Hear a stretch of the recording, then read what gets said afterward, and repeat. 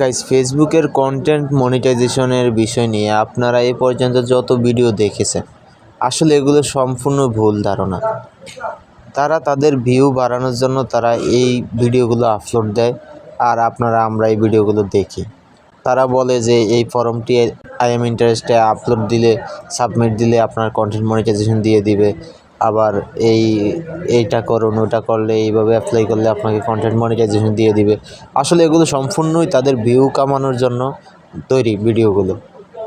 আপনি যদি high quality কোনো ভিডিও, রিলস আপলোড না দেন, আপনার যদি পেজে বা আইডিতে রিচ না বাড়ে, ফলোয়িং না আসে, আপনার ভিডিও যদি ভাইরাল না হয়, তাহলে আপনাকে ফেসবুক কখনোই কন্টেন্ট মনিটাইজেশন সেটআপটি দিবে না। তো আপনারা যারা তাদের ভিডিওগুলো দেখেন, তাদের ভিডিও দেখে আপনারা আই এম ইন্টারেস্টে সাবমিট করেন, ফর্ম লিখে সাবমিট করেন, আসলে এগুলো থেকে বিরত থাকবেন। আমি ছোট ইউজার হিসেবে যদি আপনাদেরকে এতটুকু পরামর্শ দিই, আপনারা যদি আমার পরামর্শটি ধরেন, আপনারা এই submit, I am interested submit, এটা থেকে বিরত থাকুন। আপনারা হাই কোয়ালিটি কন্টেন্ট আপলোড করুন, তাহলে অবশ্যই আপনাদের ভিডিও ভাইরাল হলে, রিচ বাড়লে অবশ্যই আপনারা কন্টেন্ট মনিটাইজেশন পেয়ে যাবেন।